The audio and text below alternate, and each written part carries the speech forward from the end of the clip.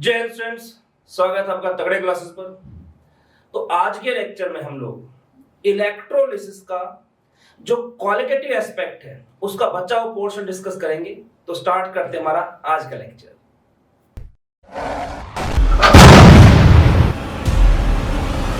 देखिए स्टूडेंट्स, अब हम लोग बात करेंगे केस 4 की।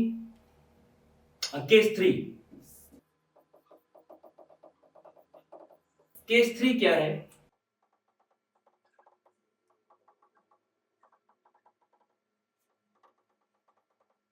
इसमें हम लोग एक्वस NaCl का इलेक्ट्रोलिसिस करते हैं, सिल्वर इलेक्ट्रोड का यूज करते हैं। हमेशा ध्यान रखो, मैंने पॉइंट इसलिए लिख रखे, जब भी आप इस तरह क्वेश्चंस को सोल्व करते हैं सबसे पहले पॉइंट्स आपके माइंड में आने चाहिए। तो इसमें एक बात लिखी हुई है लास्ट में, if electrode is attackable then electrode will show oxidation of its own metal atoms into metal ions. It does not matter what is the electrolyte. अब इसमें क्या हमारे पास सिल्वर इलेक्ट्रोड, ये रहा, और सिल्वर इलेक्ट्रोड कैसी होती है? अटैकेबल। तो ये इलेक्ट्रोड अपने ही मेटल एटम में क्या करेगी? ऑक्सीडेशन शो करेगी। तो इसमें देखिए क्या कुछ होता है।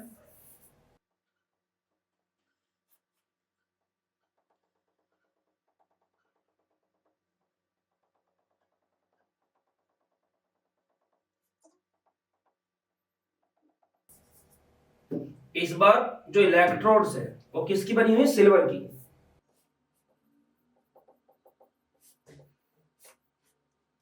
एक बैटरी के पॉजिटिव टर्मिनल जुड़े और दूसरी आपके नेगेटिव टर्मिनल से। हमने जो इलेक्ट्रोलाइट के तौर पर बीच में केमिकल भरा हुआ है वो केमिकल हमारा एक्वस NaCl। तो जैसे इलेक्ट्रिसिटी पास होगी ये कैसे टूटेगा? ये डिकम्पोज होगा Na+Cl- में, कुछ वाटर मॉलिक्यूल टूटेंगे, डिकम्पोज हो जाएंगे, और ये हमारा वाटर मॉलिक्यूल है। तो नेगेटिवली चार्ज इलेक्ट्रोड की तरफ Na+, H+ और H2 ये तीनों मूव करेंगे। ठीक इसी तरह से पॉजिटिवली चार्ज इलेक्ट्रोड की तरफ Cl-, OH- और H2 ये तीनों मूव करेंगे, है ना। तो इनमें से किसका डिस्चार्ज पोटेंशियल लोअर होगा? आपका Cl- का। Cl- का अगर डिस्चार्ज पोटेंशियल लोअर होगा तो यहां पे क्या होगा? ये इसकी तरफ जाएगा। जब इसकी तरफ जाएगा तो एनोड पे क्या होगा?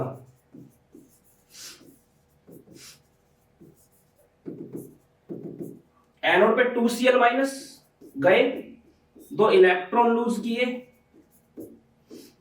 Cl2 गैस निकली इस तरह से, है ना। यहां से क्या हुआ? Cl2 गैस निकली। ठीक है जी।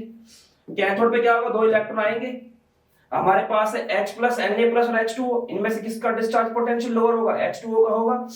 H+ की बात यहां नहीं करें, कंसंट्रेटेड सॉल्यूशन है तो H+ क्या है? ना के बराबर है, और जब ना के बराबर है तो जब आप इसका रिडक्शन करेंगे, रिडक्शन फॉर्म में ऐसे लिखा जाएगा ना, तो कंसंट्रेशन रिएक्टेंट में आएगा। तो ई सेल क्या है हमारे पास? ई सेल आपका E cell is equals to E naught cell minus 0.0591 divided by n log concentration of product, concentration of reactant कौन से? आयनिक टर्म वाले। तो ये कहां रहा? रिएक्टेंट वाले में, क्योंकि ना के बराबर होगा, क्योंकि कंसंट्रेटेड सॉल्यूशन है। तो वैसे H2O कम है, H2O कम है, ऊपर से H+ होते कितने हैं? उसमें से ना के बराबर टूटते 10 लाख में इसको एक मॉलिक्यूल टूटता है।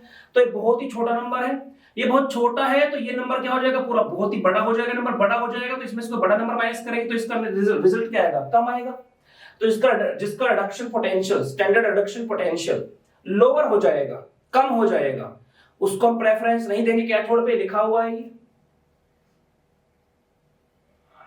लिखा होगा कहीं, देखिए, हाँ, high value of SOP will prefer for oxidation और high value of SRP will prefer for reduction at cathode. तो इसमें किसको प्रेफरेंस मिलेगी? इसमें H2O को मिलेगी। जब H2O यहां पे जाएगा तो हम पता रिडक्शन की फॉर्म में जब लिखा जाता है तो कैसे लिखते हैं? 2H2O plus 2 electrons gives you H2 plus 2OH। तो ये हम लोग उम्मीद करते हैं, ठीक है, और यही चीज गलत है, यही चीज गलत है। देखो क्यों जरा समझ रहे इस चीज को। सबसे पहली बात तो आपको ये समझना होगा कि हमारे पास जो इलेक्ट्रोड है वो अटैकेबल है। अब क्योंकि इलेक्ट्रोड अटैकेबल है तो वो अपने ही मेटल एटम क्या करेगी, ऑक्सीडेशन करेगी। जब अपने ही मेटल एटम का ऑक्सीडेशन करेगी तो एनोड पे क्या होगा, जो सिल्वर मेटल है हमारे पास Ag सॉलिड, वो इलेक्ट्रॉन लूज करेगी और इस तरह से कन्वर्ट होगी। ठीक है, सॉलिड से कहां चले जाएगी, एक्वा सॉल्यूशन के अंदर। ठीक है जी, कैथोड पे क्या होगा, अब समझना जरा खेल को। जब स्टार्टिंग मैंने इसमें लिखा है ना, इसमें कहीं भी Ag प्लस है ही नहीं, Ag प्लस है ही नहीं इसके अंदर। अब क्या है, अब Ag प्लस यहां से टूट टूट के आना स्टार्ट हुआ है।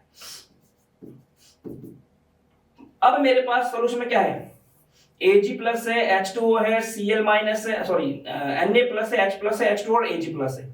अब इनकी बात करेंगे हम लोग। अब ये लगाएंगे दौड़ किसकी तरफ, आपके कैथोड की तरफ दौड़ लगाएंगे।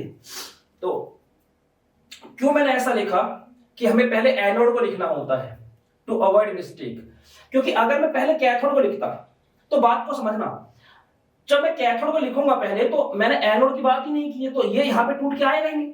जब मैं एनोड को पहले लिखूंगा तभी तो पता चलेगा कि एक्वस सॉल्यूशन में क्या आ गया, Ag प्लस आ गया है। सीधा मानो कि इसको दिखाओ ना, मैं एनोड सीधा कैथोड के बारे में सोचना स्टार्ट करूं तो मैं किसके बारे में सोचूंगा कि माइनस की तरफ Na प्लस H प्लस और H2 प्लस कौन सा जा रहा होगा, क्योंकि Ag प्लस है ही नहीं उसके अंदर। जब मैंने एनोड की रिएक्शन लिखी तब मुझे पता चला अच्छा सॉल्यूशन में Ag प्लस भी आएगा। अब क्या होगा, अब मैं देखूंगा Ag plus Na plus H plus और आपका H2 प्लस कौन सा जाएगा, इनकी वैल्यू देख लो। ये आपका माइनस का 2.71 होता है शायद, इसकी एसआरपी की वैल्यू होती है माइनस का 2.71 वोल्ट। सोडियम की बात करो तो हाँ जी बिल्कुल सही है। जो Ag है इसकी एसआरपी की वैल्यू होती है 0.8 वोल्ट, 0.80 के आसपास होगी Ag प्लस, हाँ 0.80 के आसपास होती है। ठीक है, और जो हमारा रिडक्शन की फॉर्म में ये होता है इसका 0.83 वोल्ट है। अगर मैं इसका वो डाल दूं थोड़ा सा एसआरपी वैल्यू ऐड कर दूं तब भी क्या रहेगा, वो नेगेटिव रहेगा, पॉजिटिव तो होगा नहीं। तो इन तीनों में से किसका स्टैंडर्ड रिडक्शन पोटेंशियल किसका सबसे ज्यादा होगा, Ag प्लस का। तो इसमें कैथोड की तरफ भी कौन जाएगा, आपका Ag प्लस ही जाएगा। तो जो सॉल्यूशन में Ag प्लस आया है वो Ag प्लस कहां पे जाना स्टार्ट हो जाएगा, वो इलेक्ट्रॉन लेके आपका कैथोड पर डिपॉजिट होना स्टार्ट हो जाएगा। ओवरऑल रिएक्शन क्या रहेगी, इलेक्ट्रॉन से इलेक्ट्रॉन Ag प्लस से Ag प्लस कट गया। आपको इससे भी तो इसको काट दो, नहीं फर्क है।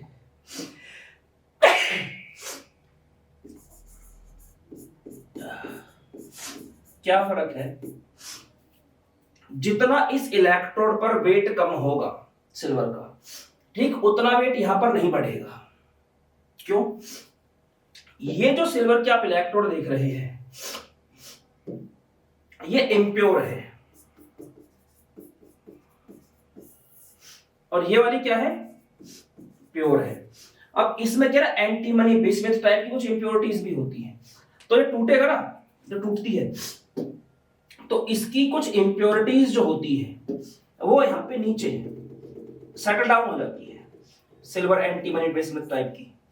ठीक है, इसे हम एनोड मड बोलते हैं क्योंकि एनोड के नीचे इकट्ठा हो जाता है इस तरह से। तो यहां से जब चीज टूटी है तो इसमें जो वेट निकला है उसमें सिल्वर भी है और एंटीमनी बेसमेंट टाइप के दूसरे एलिमेंट भी है कुछ, तो वो तो जाएंगे नहीं उस तरफ, वो नीचे बैठ जाएंगे, लेकिन सिल्वर उस तरफ जाएगा। तो यहां से मान लो 5 ग्राम टूटा, उसमें से मान लो 1 ग्राम क्या हो, एनोड मड, तो 4 ग्राम सिल्वर तो वहां जाएगा।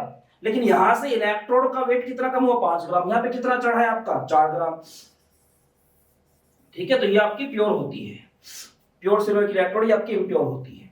ठीक है, तो इसलिए मैं इससे इसको कैंसिल नहीं कर सकता हूं। ठीक है, आई बात समझ में आप लोगों को। देखिए अब क्या होगा इसमें, यहां पे जो इंपॉर्टेंट पॉइंट है कुछ कुछ कंक्लूजन्स में क्या क्या लिखेंगे हम लोग। सबसे पहला कंक्लूजन तो क्या है, इसमें कहीं भी H प्लस आयन या OH माइनस आयन इन्वॉल्व नहीं हो रहे हैं, तो इसका पीएच क्या रहेगा, पीएच रहेगा आपका सेम रहेगा, पीएच जो है वो सेम रहेगा। दूसरा, जो आपका एनोड ने जो वेट लूज किया होगा वो ज्यादा होगा किसके द्वारा, जो कैथोड ने वेट गेन किया होगा। और इस मेथड को क्या बोलते हैं, इस मेथड को बोलते हैं इलेक्ट्रो रिफाइनिंग। इसे क्या बोला जाता है, इलेक्ट्रो रिफाइनिंग मेथड बोला जाता है। ठीक है, अगर यहां मान लो कोई और इलेक्ट्रोड होते उसके ऊपर सिल्वर चिपकता तो उसे इलेक्ट्रोप्लेटिंग बोला जाता है। ये मेटलर्जी नाम की एक यूनिट है, उसमें ये सब पढ़ाया जाता है। ठीक है, तो आप लोग एक बार इसका स्क्रीनशॉट ले लीजिए, फिर इसके आगे चलते हैं। तो स्टूडेंट्स हम बात करेंगे केस 4 की। ये क्या कहता है,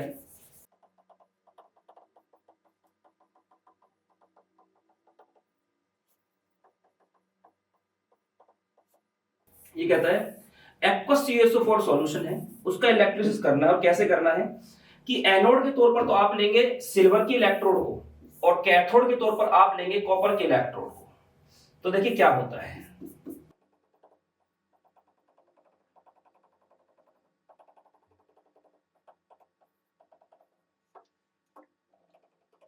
बैटरी का जो पॉजिटिव टर्मिनल है उससे हम जिस इलेक्ट्रोड को जोड़ते हैं वो सिल्वर की इलेक्ट्रोड, जो कि एनोड की तरह काम करेगी। और बैटरी के नेगेटिव टर्मिनल से हम जिसे जोड़ते हैं वो होती है कॉपर की इलेक्ट्रोड, जो कि काम करती है कैथोड की तरह। ठीक है जी, इलेक्ट्रिसिटी पास होगी तो CaSO4 कैसे टूटेगा, CO2 प्लस SO4 2 माइनस, कुछ पानी के मॉलिक्यूल टूटेंगे H प्लस OH माइनस में, और यहां पे क्या H2O। मैंने आपको बताया था कि भाई हम पहले एनोड को लिखते हैं, इसमें क्या क्या बातें नोटिस करने वाली है। सबसे पहले तो एक्वस CaSO4 है। एक्वस का मतलब क्या, कंसंट्रेटेड। जब मेंशन ना किया जाए तो क्या मान के चलते, कंसंट्रेटेड। दूसरी बात क्या ध्यान रखनी है, हमारे पास जो एनोड है वो सिल्वर की बनी है, जो कि क्या होती है, अटैकेबल। और क्योंकि वो अटैकेबल है तो पॉइंट 5 ध्यान रखना पड़ेगा कि अगर हमारे पास एनोड अटैकेबल होती तो कोई फर्क नहीं पड़ता कि आपने इलेक्ट्रोलाइट किसका लिए रखा है, वहां पर क्या होगा, इसी इलेक्ट्रोड का ऑक्सीडेशन होता है और ये अपने मेटल एटम को मेटल आयन में कन्वर्ट कर देती है।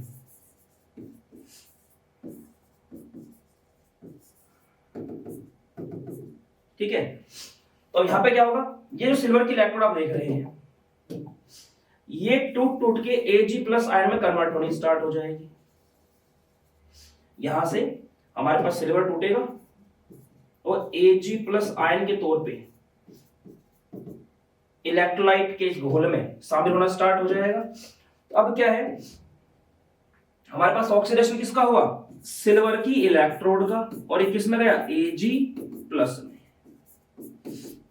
ठीक है जी, अब हमारे पास जो कटायंस हैं जो कि नेगेटिवली चार्ज इलेक्ट्रोड मतलब कैथोड की तरफ जाने की कोशिश कर सकते हैं, Cu प्लस हो गया, H प्लस हो गया, वाटर मॉलिक्यूल हो गया, और साथ में क्या है, Ag प्लस। अगर मैं इनकी SRP की वैल्यूज की बात करूं तो क्या क्या होती है, देखिए जो CO2 प्लस आप देख रहे हैं इसकी SRP की वैल्यू होती है प्लस का 0.34 वोल्ट। H2O की जो है ये रही SRP की वैल्यू, ठीक है, नेगेटिव में रहेगी। और Ag प्लस वाला जो है इसकी SRP की वैल्यू क्या होती है, प्लस का 0.80 वोल्ट। और ये पॉइंट कहता है कि कैथोड पर उसका रिडक्शन होगा जिसकी SRP की वैल्यू क्या होगी, हायर होगी। तो किसकी ज्यादा है, सिल्वर की। तो यहां पे क्या होगा, जो Ag प्लस इलेक्ट्रोलाइट में आया है उसी का रिडक्शन होगा। और अब जो कॉपर के इलेक्ट्रोड आप देख रहे हैं, इस कॉपर के इलेक्ट्रोड के ऊपर सिल्वर जो है वो चढ़ना स्टार्ट हो जाएगा, सिल्वर चढ़ना स्टार्ट हो जाएगा।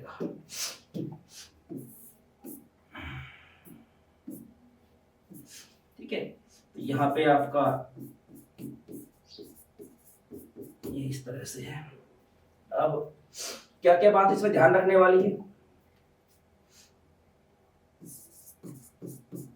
कंक्लूजन्स क्या क्या निकले हैं। सबसे पहली बात तो इसमें भी कोई H प्लस साइन या OH माइनस इन्वॉल्व नहीं हो रहा है ओवरऑल रिएक्शन में, यहाँ पे कहीं भी।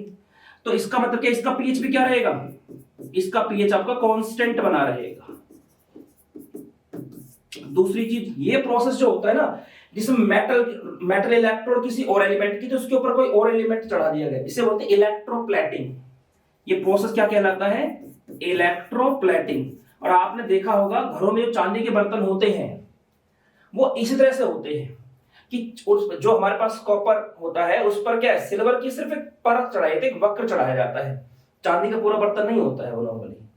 तीसरा, इसमें CO2 प्लस आयन की कंसंट्रेशन क्या रहेगी, कांस्टेंट बनी रहेगी, क्योंकि उसमें कोई चेंज नहीं आ रहा है, कहीं भी इन्वॉल्व नहीं हो रही है।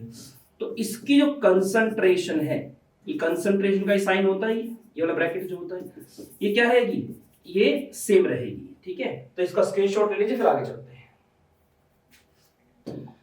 देखिए स्टूडेंट्स, नेक्स्ट केस डिस्कस करते हैं।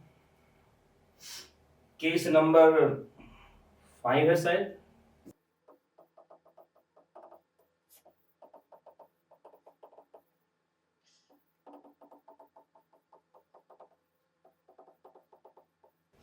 डाइल्यूट H2SO4 का इलेक्ट्रोलिसिस करेंगे प्लैटिनम इलेक्ट्रोड का यूज करते हुए। देखिए क्या कुछ होता है इसके अंदर।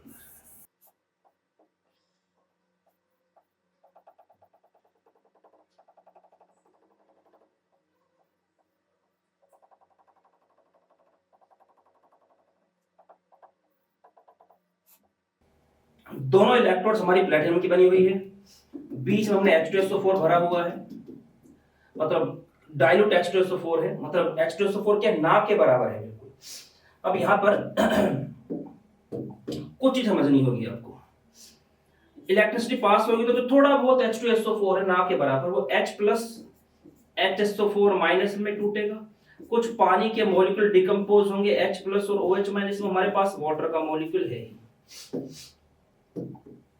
पहली रेस लगती है हमारी एनोड की तरफ जो कि पॉजिटिवली चार्ज है, तो उस तरफ कौन कौन जाएगा, HSO4 minus, OH minus, H2।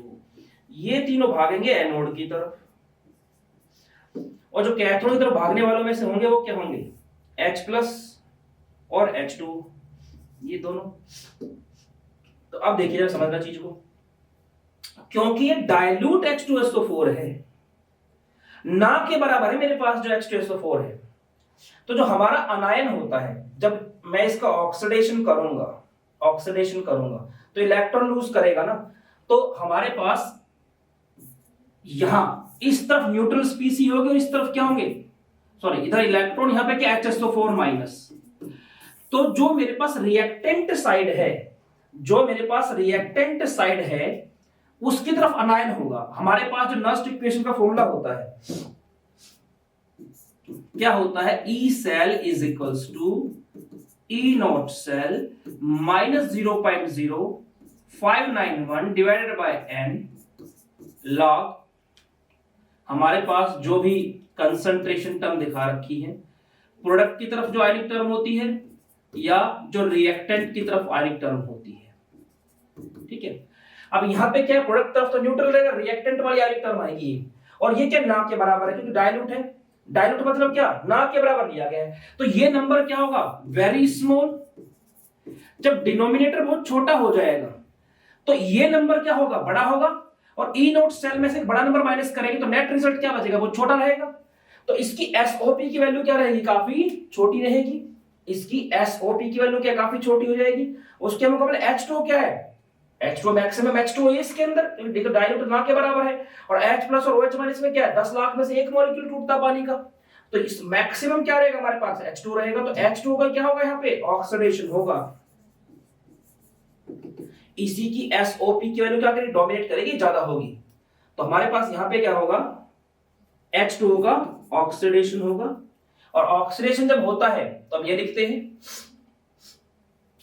2H2O gives you O2 plus 4H plus ion. एक मिनट रुकना, H2 के हमारे पास ये लिक्विड फॉर्म में है, O2 गैस के तौर पर रिलीज होगी, 4H plus ion aqueous solution रहेंगे, और ये आपके 4 इलेक्ट्रॉन्स। ठीक है, ठीक है, ये एनोड पर है, ठीक है। अच्छा, कैथोड पे क्या होगा? कैथोड की तरफ दौड़ लगाएंगे H प्लस और H2, ठीक है। अब क्योंकि H प्लस तो संख्या में बहुत ही कम होंगे, H प्लस जो संख्या में क्या रहेंगे, कम रहेंगे। कम क्यों रहेंगे? डाइल्यूट है ना, तो ना के बराबर ये है, ये 100% पे डिसोसिएट होगा, लेकिन इसके मॉलिक्यूल क्या है, ना के बराबर है ना, तो ना के बराबर H प्लस होगा। और वाटर मॉलिक्यूल के डिसोसिएट होने से तो वैसे ही 10 लाख में से एक मॉलिक्यूल डिकम्पोज होता है उसका, तो H प्लस की कंसंट्रेशन क्या रहेगी, यहाँ पे बहुत ही कम रहेगी। तो जब उसके लिए रिएक्शन लिखोगे तो आपका H प्लस तो आएगा इस तरफ और H2 क्या आएगा इस तरफ, तो इधर में रिएक्टेंट वाली टर्म क्या है, बहुत छोटी होगी। H प्लस आयन क्या है, इस सॉल्यूशन में बहुत ही कम है, तो डिनोमिनेटर बहुत छोटा होगा, तो ओवरऑल रिजल्ट क्या बचेगा, ये बड़ा, और इसमें से बड़ा वैल्यू माइनस करोगे तो नेट रिजल्ट क्या बचेगा, छोटा बचेगा। तो इसलिए H प्लस वाली जो वैल्यू रहेगी वो भी क्या रहेगी, कम रहेगी H2O के मुकाबले। अब H2O में क्या होगा, इस H2O का रिडक्शन होगा, कहा गया ये रहा 2H2O जो कि लिक्विड फॉर्म में है, प्लस में 2 electrons gives you H2 plus 2OH minus. Electron अगर बैलेंस करने हैं, हम इलेक्ट्रॉन बैलेंस करते तो क्या होगा, इस रिएक्शन के आप 2 से मल्टीप्लाई कर देंगे, ठीक है, ठीक है। तो हमारे पास जो नेट रिजल्ट बचेगा उसमें क्या होगा, हमारे पास लिख देता हूं बल्कि मैं, कहीं कंफ्यूजन ना हो। यहां पे 4 कर देते हैं, यहां पे 4 कर देते हैं, यहां पे 2 और यहां पे 4 कर देते हैं।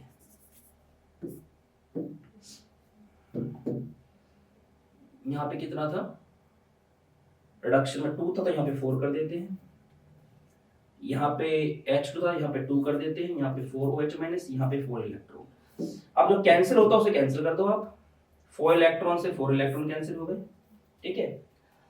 अब देखिए हमारे पास यहां पर जो चीज है क्या, 6H2O gives you O2 gas plus H2 gas, ये भी गैस की फॉर्म में है, प्लस में 4H plus aqueous plus 4OH minus aqueous. तो यहां पे साफ है ये H प्लस और संख्या बराबर है, तो हमारे पास इसमें भी पीएच पर कोई चेंज नहीं आने वाला है, इसका पीएच भी ऐसे रहेगा। अब क्योंकि यहां पे इसको डाइल्यूट सॉल्यूशन लिया गया है, तो ये जो केस बना है, ये किस तरह केस बना है, लो चार्ज डेंसिटी का, ये आपका लो चार्ज डेंसिटी का केस बना है हमारा इस एसिड में, ठीक है। अगर यहीं पर मैं हाई चार्ज डेंसिटी का केस लेता, मतलब कंसंट्रेटेड सॉल्यूशन लेके चलता, मैं इसी बता रहा हूं इस चीज को, ठीक है। अगर मैं कंसंट्रेटेड सॉल्यूशन लेके चलता तो क्या होता,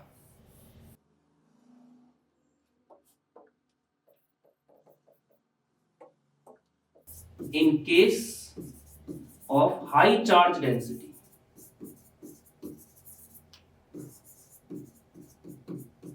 ये हमारे पास H2SO4 का सॉल्यूशन क्या कंसंट्रेटेड होता। अब जो मेरे पास एनोड कैथोड रिएक्शन आती है,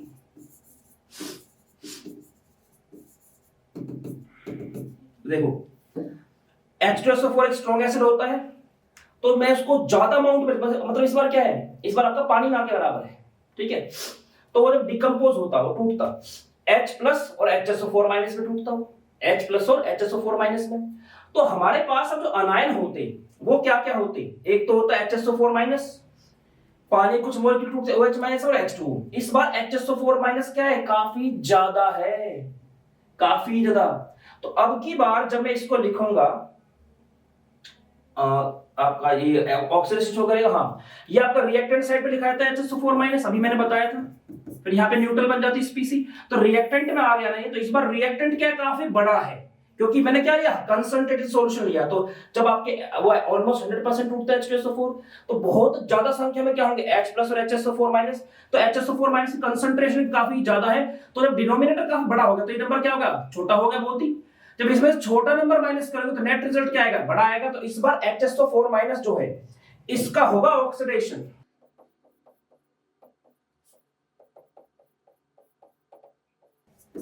ठीक है। और ये है क्या, क्या बोलते हैं इसको, इसका नाम होता है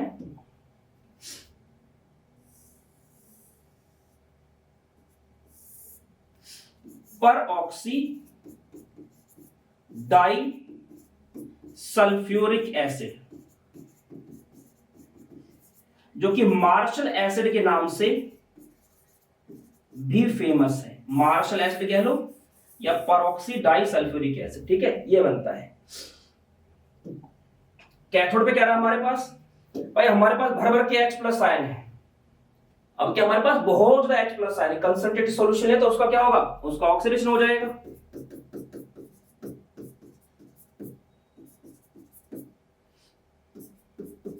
H2 गैस रिलीज होगी यहां से, ठीक है। अब इसमें क्या बात ध्यान रखनी है आपको, आपके माइंड में आ सकता है कि भाई ऑक्सीडेशन किसका हुआ, तो रिडक्शन समझ में आया, ये +1 से 0 में चला गया, इसमें ऑक्सीडेशन किसका हुआ है, तो उसके लिए आपको इसके स्ट्रक्चर का पता होना चाहिए। इसका स्ट्रक्चर मैं यहां बना रहा हूं,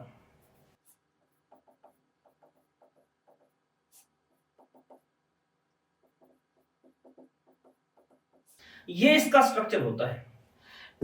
अब इसमें क्या सल्फर का कुछ नहीं हुआ है, सल्फर आपका +6 ऑक्सीडेशन स्टेट के अंदर ही है, ठीक है। लेकिन जो ऑक्सीजन है जब ये ऐसे था,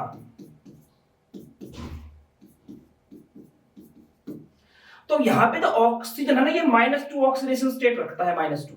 लेकिन जब ये ऑक्सीजन में सिंगल बॉन्ड रखता है, क्या है ये -1, तो -2 से कहां चला गया, ये -1 में। तो इसमें जो ऑक्सीजन है ना, उसका ऑक्सीडेशन हुआ है, वो ऑक्साइड से कहां चला गया है आपका, परऑक्साइड में, मतलब -2 से -1 में चला गया है, ठीक है। तो आप इसका स्क्रीनशॉट ले लीजिए, फिर चलते हैं इससे आगे की तरफ। देखिए स्टूडेंट, अगला केस डिस्कस करते हैं।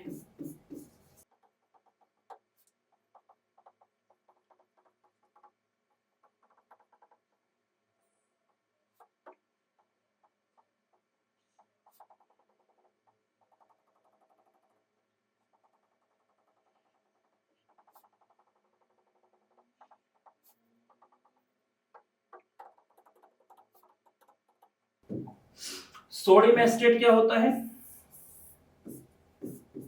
CH3COONe, ठीक है। आप 11th में आपने एक मेथड पढ़ा होगा,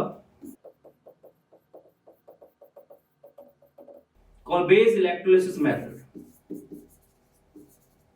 वही है ये वही है, ठीक है। देखिए होता क्या है इसमें, एक चीज ध्यान रखना, अगर कहीं भी कोई गैस ट्रैप है और गैस निकल सकती है तो जरूर निकलती है वहां पे। जैसे मैं आपको बताऊं, हम जब पढ़ते हैं ΔG = ΔH - T ΔS, है ना। ΔG नेगेटिव हो, जितना नेगेटिव होगा उतना स्पॉन्टेनिटी, मतलब मैं कहूंगा कि ΔG नेगेटिव होना चाहिए, ठीक है। जितना नेगेटिव होगा रिएक्शन की स्पॉन्टेनिटी के चांस बढ़ते चले जाएंगे, तो नहीं। तो अगर किसी की एंट्रोपी बढ़ जाए तो ये पूरा फैक्टर काफी बड़ा हो जाएगा, और इसका तो माइनस साइन है, तो नेट रिजल्ट क्या है, नेगेटिव वाले चांस बढ़ जाएंगे। और गैसेस जो होते हैं, गैस के मॉलिक्यूल्स की जो रैंडमनेस होती है, जो उनकी एंट्रोपी होती है, वो क्या होती है, काफी ज्यादा होती है सॉलिड और लिक्विड के मुकाबले, ठीक है। तो इसमें भी यही खेल होना है।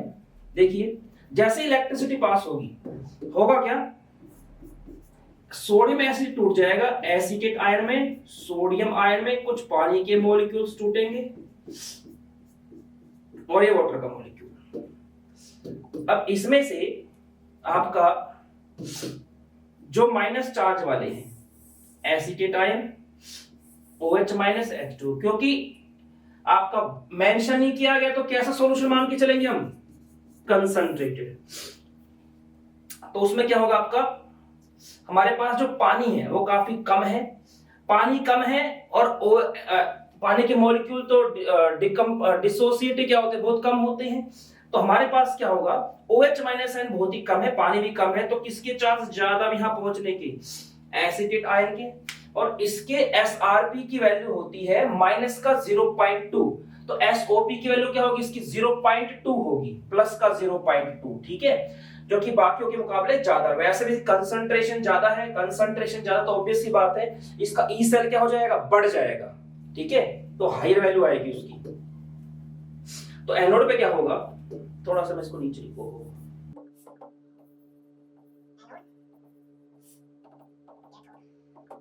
एनोड पे क्या होगा, हमारे पास ये है एसीटेट आयन, ठीक, ये अपना एक इलेक्ट्रॉन लूज करता है और कन्वर्ट हो जाता है रेडिकल के अंदर। ठीक है। अब इसका मैं स्ट्रक्चर यहां पे थोड़ा अलग से लेके चलूंगा, ऐसे फ्री रेडिकल बन गया। फ्री रेडिकल हाईली रिएक्टिव होते हैं, तो क्या करता है, ये जो बॉन्ड बना है इसमें 2 इलेक्ट्रॉन है, ये इलेक्ट्रॉन इसके पास जाता है और ये इलेक्ट्रॉन इसके पास जाता है ऐसे। तो ये इसके पास एक इलेक्ट्रॉन है, इसके पास इलेक्ट्रॉन है, तो ये क्या बन जाएगा, यहाँ पे CO2 गैस जो होती है वो रिलीज हो जाती है और CH3 रेडिकल हमारे पास बचता है लास्ट में। तो हमारे पास यहाँ पे क्या होगा, जो ये CH3COO रेडिकल है, मैं इनको 2 लेके चलता हूं, ठीक है। तो क्या होगा हमारे पास 2 मिलेंगे हमें CH3 के रेडिकल और निकल जाएगी CO2 गैस। अब जो 2 CH3 के रेडिकल्स हैं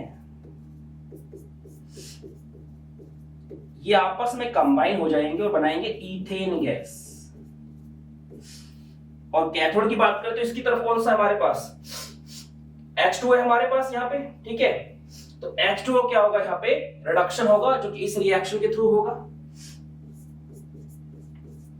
2H2O प्लस 2 इलेक्ट्रॉन्स, इससे हमें मिलेगा H2 plus 2OH, 2OH minus, ठीक है। अब यहां से क्वेश्चन बन सकता है जो कि आपका क्वांटिटेटिव एनालिसिस में बन सकता है। देखो वो क्या बनेगा, इसमें 3 तरह गैस रिलीज हो रही है, CO2, ईथेन और हाइड्रोजन, ठीक है। इलेक्ट्रॉन बैलेंस में 2 इलेक्ट्रॉन कट जाएंगे ओवरऑल में। तो हमारे पास में क्या चीज नोटिस करने वाली है कि इनकी इसकी जो गैस रिलीज हो रही है उनके स्टोइचोमेट्रिक कोएफिशिएंट देखो, CO2 ratio ethane ratio H2, CO2 के लिए आ रहा है 2 है इसका स्टोइचोमेट्रिक कोएफिशिएंट बैलेंस केमिकल रिएक्शन में, ईथेन का 1 ही है, H2 का 1 ही है। तो मतलब इसमें जो 3 गैस रिलीज हो रही है उसमें मैं कह सकता हूं H2 और ईथेन जितनी रिलीज होगी उसकी डबल क्या होगी, आपकी CO2 गैस रिलीज होगी, तो इसका स्टोइचोमेट्रिक कोएफिशिएंट इसके मुकाबले डबल है।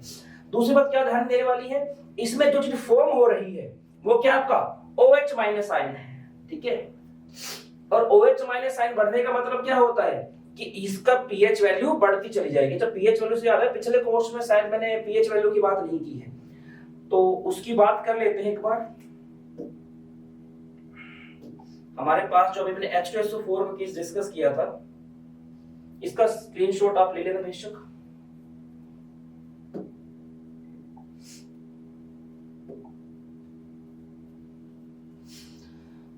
अभी हमने H2SO4 केस डिस्कस किया था, उसमें क्या था देखो, जो यहां पर जो बात थी, यहां पर तो न्यूट्रल था, अगर इधर बात करें तो H प्लस आयन क्या हो रहे हैं, देखो कंज्यूम हो रहे हैं।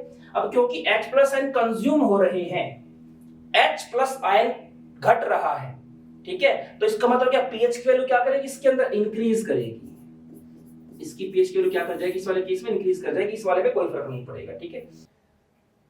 तो स्टूडेंट्स आज के लेक्चर वहीं पर रोकते हैं, इसके आगे का जो पार्ट है वो नेक्स्ट लेक्चर में डिस्कस करेंगे। तब तक जितना हो सकता है ज्ञान बटोरते रहिए, अपने टीचर्स का सम्मान कीजिए। मिलते हैं नेक्स्ट लेक्चर में, तब तक फिजिकली, मेंटली और स्पिरिचुअली तगड़े होने में ध्यान दीजिए। जय हिंद।